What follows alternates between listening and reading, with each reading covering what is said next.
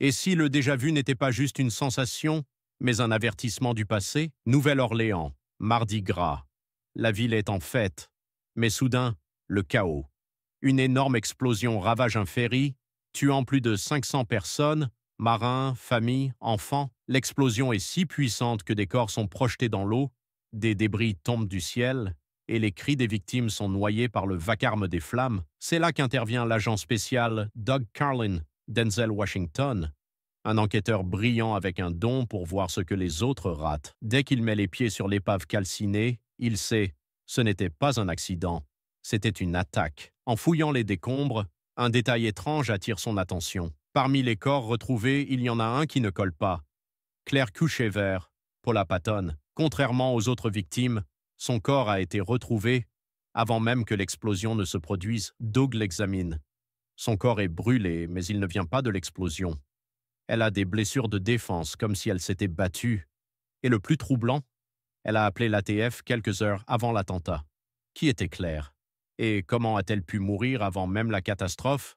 Un programme qui peut voir le passé? L'enquête de Doug le mène vers une équipe gouvernementale ultra secrète qui travaille sur un projet appelé Blanche-Neige. Mais ce n'est pas une simple surveillance. C'est bien plus que ça. Grâce à une technologie avancée, ils peuvent ouvrir une fenêtre vers le passé, précisément 4 jours et 6 heures en arrière. Pas de rembobinage, pas d'avance rapide.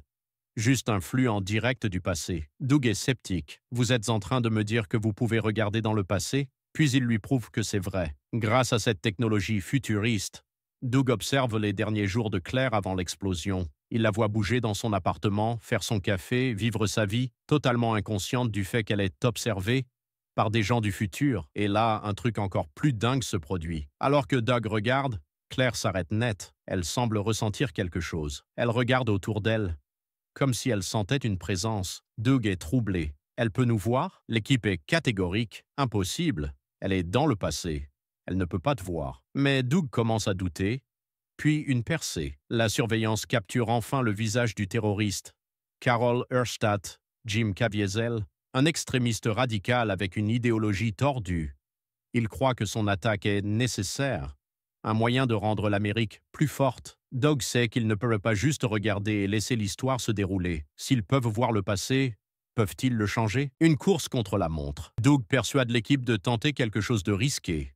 Au lieu de seulement observer, ils essaient d'interagir avec le passé en envoyant un message d'avertissement à Claire. Échec total.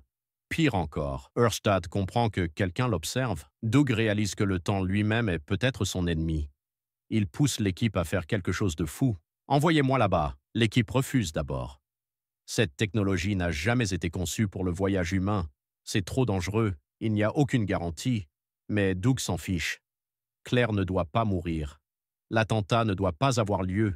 Il se porte volontaire pour un aller simple vers le passé. Dès son arrivée, il est blessé. Il survit de justesse. Le voyage dans le temps n'était pas prévu pour les humains. Désorienté et en sang, il ne lui reste que quelques heures pour tout changer. Changer le destin, Doug retrouve Claire. Mais comment convaincre quelqu'un qu'on vient du futur? Qu'elle va mourir dans quelques heures? Au début, Claire ne le croit pas. Qui le ferait? Mais Doug sait des choses qu'il ne devrait pas savoir. Ses habitudes, son appartement, son passé. Et quand il lui parle d'Oerstadt, un homme qu'elle a à peine rencontré la veille, elle commence à l'écouter, mais il n'y a pas de temps à perdre. Erstadt est déjà sur ses traces. Ce qui suit est une course-poursuite haletante, un combat en voiture brutal et un jeu mortel du chat et de la souris. Doug et Claire échappent de justesse aux terroristes. Mais Doug sait qu'il n'y a qu'une seule solution. Empêcher l'attentat du ferry avant qu'il ne se produise. Le dernier sacrifice, Doug et Claire montent à bord du ferry. La bombe est déjà en place. Des centaines de vies sont en danger. Doug confronte Erstadt. Un combat féroce éclate. Une bataille pas seulement pour leur survie, mais pour l'avenir. Doug neutralise le terroriste, mais il y a un problème. La bombe ne peut pas être désamorcée. Il ne reste qu'une seule option. Doug doit plonger la voiture piégée dans l'eau avant qu'elle n'explose. Claire le supplie de ne pas le faire. Mais Doug sait que c'est la seule issue. Juste avant de partir, il lui sourit et dit « Tu connais déjà la réponse ». Et il fonce dans le fleuve. L'explosion est contenue sous l'eau. Le ferry est sauvé. L'attentat n'a jamais eu lieu. Claire regarde, en larmes, alors que Doug disparaît sous les vagues. L'histoire a changé.